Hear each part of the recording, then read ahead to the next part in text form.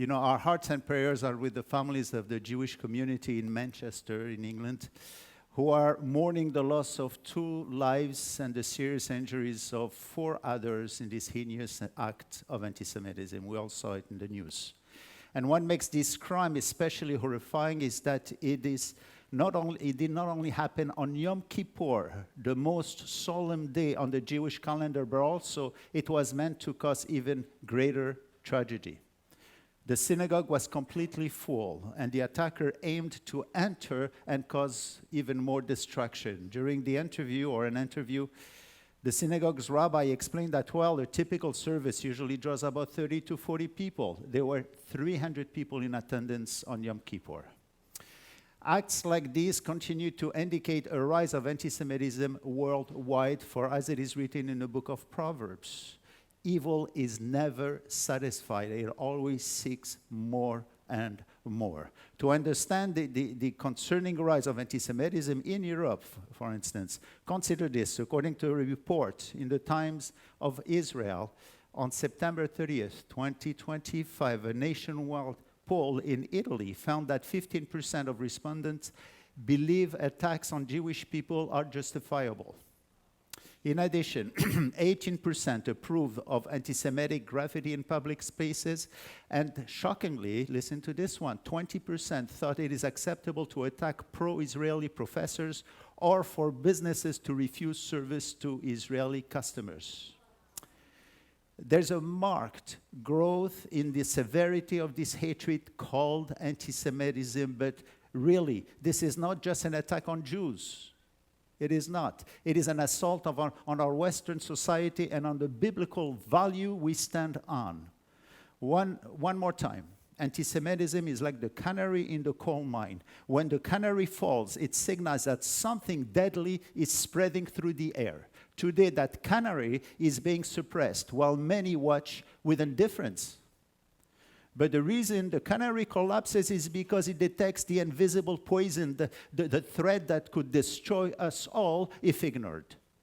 Tribulation and distress, Paul said, to the Jew first and also to the Gentiles. This is what seems to be increasingly happening today. This is Romans 2:9.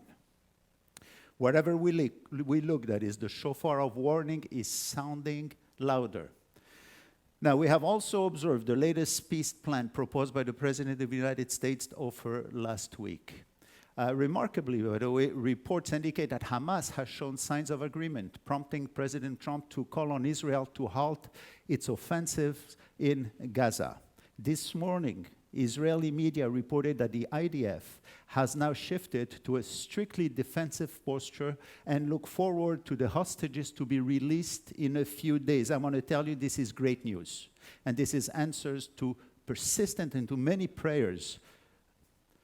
It would also be a great relief to see the suffering of countless Gazans actually finally come to an end. Yet, we must remember that these developments also unfold in line with what biblical prophecies foretells, events leading towards a time of apparent peace amid growing hostility toward Israel and the Jewish people, a fragile peace that will end in world war conflicts. Let's not forget, only Jesus can stop that war. In end-time prophecies, we have Hamas, that is the Philistines, and also the Hezbollah in the north, which are the Lebanon and so on, are still there for the end time, at the very end when Jesus comes back. And notice how events appear to be unfolding so rapidly today. What stands out about this plan is the remarkable level of global support it received when it was first presented. Major Arab nations, Egypt, Saudi Arabia, even Turkey, which has often used hostile language towards Israel, all have agreed to this plan.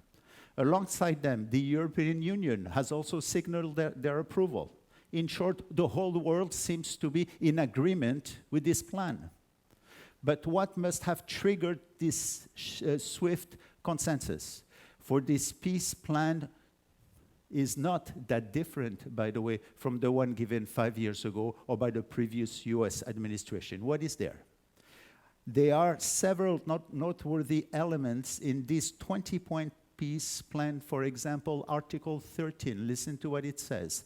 a multinational international stabilization force will be provided for security. This means that foreign armies could soon be stationed just 50 miles, about 80 kilometers from Jerusalem. Could this be the first step in fulfilling Zechariah's prophecies that the nation will come so close to Jerusalem and eventually surround it?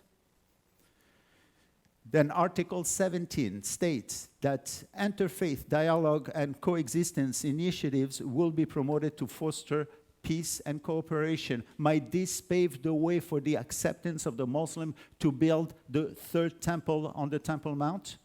And to emphasize the significance of this peace plan, President Trump believes it so strongly that he used actually the word eternal 2 times in his speech.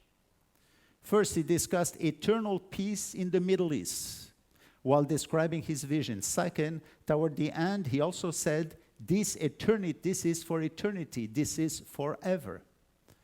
And there is a progression in his vision. 5 years ago, on January 28, 2020, he unveiled what he called the deal of the century. Today, he speaks of the deal of the millennium. Something major is going on in our world. At the very least, these words show that he senses the gravity of the times. In this, we can agree with him because we are truly living in days when the hoofbeats of the 4 horsemen of Revelation 6 are closing in. And yet, if these things are delayed, it is only because of God's grace, who still desires that many come to a saving knowledge of the Messiah. But Scriptures is clear. When the time comes, the words foretold in prophecies will be unleashed. In his prophecies of the end time, Jesus said in Luke 21:28, now when these things begin to happen, look up and lift up your heads because your redemption draws near. Amen? He's coming very soon, by the way.